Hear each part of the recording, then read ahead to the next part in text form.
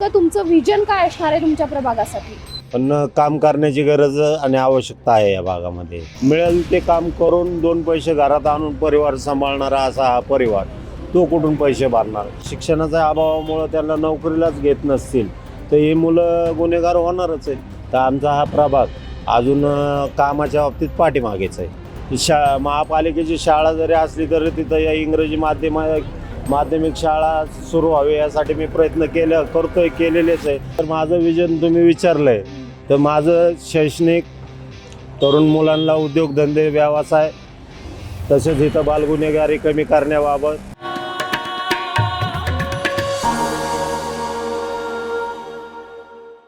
प्रभाग क्रमांक 17 मध्ये आम्ही फिरतोय आणि ते फिरत असताना इथल्या सामान्यांशी बोलतोय, इथल्या सामान्यांचे प्रश्न जाणून घेतोय. मुख्यत्वे हा स्लम एरिया येतो, इथले अनेक प्रश्न आहेत, अनेक समस्या आहेत, पण त्याचबरोबर आम्ही इथे असणाऱ्या इच्छुकांशी बोलतोय. आपल्याला प्रभाग क्रमांक 17 मधून अजित पवारांच्या राष्ट्रवादीकडून इच्छुक असणारे रामभाऊ कसबे आपल्यासोबत आहेत. दादा, तुमचं बखर लाईव्ह मध्ये स्वागत. एकूण आम्ही तुमच्या प्रभागात आता फिरतोय सकाळपासून, अनेक समस्या आम्हाला इथं बघायला मिळत आहेत. खूप काम करायची गरज आहे. तुम्हाला काय वाटतंय, नेमकं तुमचं विजन काय असणार आहे तुमच्या प्रभागासाठी? येणाऱ्या काळामध्ये रामटेकडी, रामनगर आणि माळवाडी, वैदवाडी हा प्रभाग आमचा प्रभाग क्रमांक 17 झालेला आहे.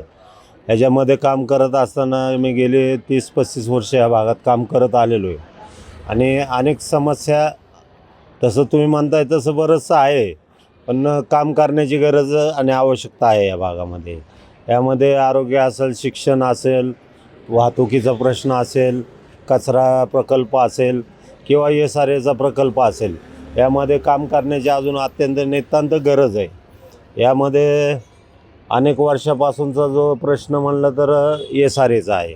अनेक लोकांना अजूनपर्यंत घरं भेटलेली नाही आहेत. घरं असताना पुरावे, काही लोक परिस्थितीनुसार पुरावे त्यांना गोळा करता आले नाही, परंतु आज त्यांची 3-3, 4-4 परिवार एकत्र असताना सुद्धा या लोकांना घरं मिळाले पाहिजे त्यांच्या. आणि हे करत असताना त्यांना जो स्लम एरियामध्ये राहणारा माणूस हा तुम्ही सांगताल तेवढे पैसे भरण्याची त्याची ऐपत नाही आहे. आज त्याची परिस्थिती पाहता तो हातावरचा फोटो म्हणजे रोज मिळेल ते काम करून दोन पैसे घरात आणून परिवार सांभाळणारा असा हा परिवार, तो कुठून पैसे भरणार? त्यामुळं त्यांना ही घरंसुद्धा मोफतच मिळाली पाहिजे. त्यांची घरं 30-30, 40-40 वर्षाची घरं असताना त्यांना SRAमधून तिथं पूर्णपणे न्याय मिळत नाही असं मला वाटतं. मुळात तुमच्या प्रभागामध्ये SRAचा तर मुद्दा अगदी महत्त्वाचा आहेच आहे, कारण त्यांना 2.5 ते 3 लाख रुपये मागितले जात आहेत, असंच इथले ग्रामस्थ किंवा इथली नागरिक आम्हाला सांगतायत, रहिवासी सांगतायत. मात्र त्याचबरोबर तुमच्या प्रभागामध्ये स्वच्छता, ड्रेनेज ह्या 2 विषयासोबतच आता सध्याची जी आहे की बालवयातली गुन्हेगारी आणि बालवयातलं जे व्यसनाधीनता जी आहे ती वाढताना दिसतीये. यावर आळा घालण्यासाठी काही उपाययोजना आहेत का? यावरती उपाययोजना आहेत. आता नुकतीच आपल्या तुम्ही पाहिलं असेल रामनगर भागामध्ये पोलीस चौकी झाली. पोलिसांचा पण बऱ्यापैकी काम करतायत ते इथं, परंतु त्यांना शिक्षणाचा अभाव, नोकरी धंद्याचा अभाव, यामुळे पण ही गुन्हेगारी आणि व्यसनतेचा वाढत चाललेली आहे. आणि हे करत असताना मी त्याला जबाबदारी घेतो की बाबा ह्या जे व्यसन करणारे आहेत किंवा बालगुन्हेगारी आहे यांना जर वेळीच त्यांना कामधंदे असं किंवा शैक्षणिक लाभ मिळाला असता तर कदाचित ते पोरं गुन्हेगार झाली नसती. आणि भविष्यकाळामध्ये असं हे गुन्हेगारी रोखण्यासाठी आज आमच्या इथं रामटेकडीमध्ये खूप मोठी इंडस्ट्रीज आहे. त्या इंडस्ट्रीमध्ये मुलांना नोकऱ्या मिळाल्या पाहिजे, त्यांना रोजगार उपलब्ध झाला पाहिजे.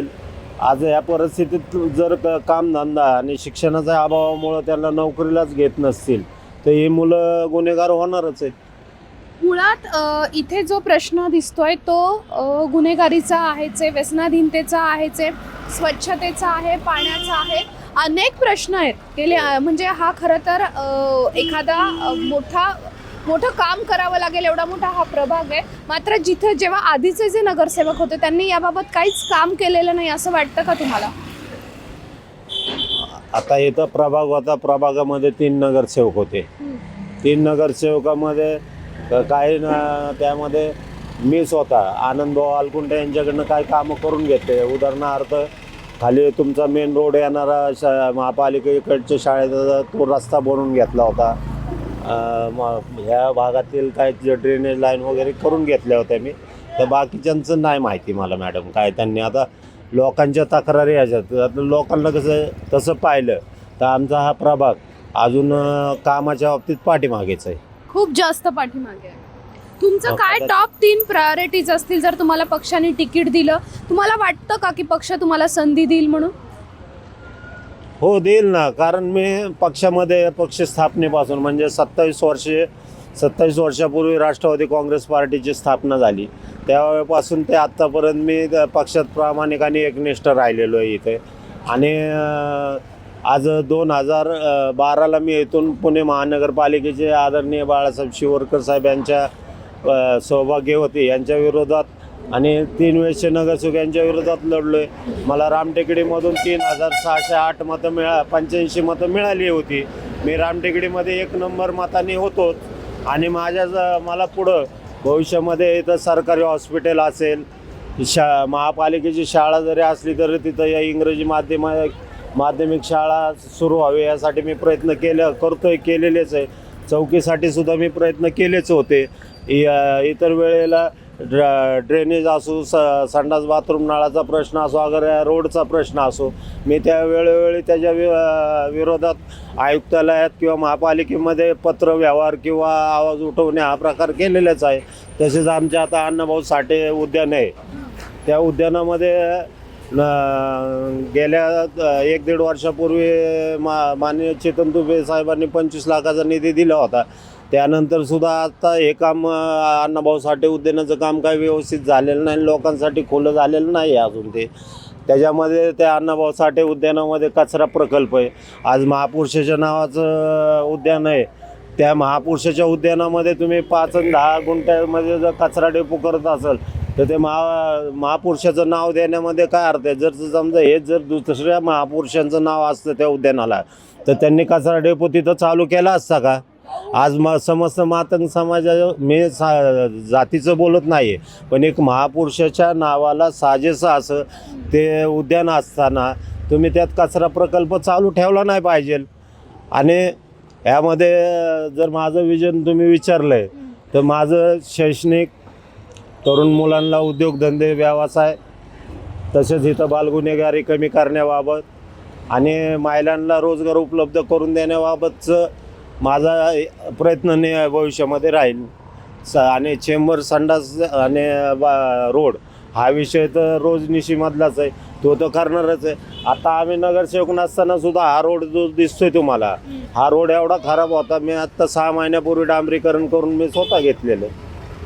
मुळात प्रभाग क्रमांक 17मध्ये इतकं काम करायची गरज आहे, इतक्या गोष्टी आहेत.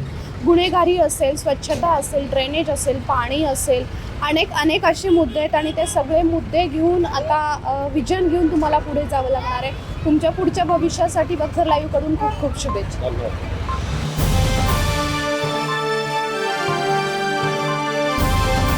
समाजकारण, प्रशासन आणि राजकारणातल्या अचूक विश्लेषणासाठी बखर लाईव्हच्या सोशल मीडिया प्लॅटफॉर्म्सना लाईक, फॉलो आणि सबस्क्राईब करा.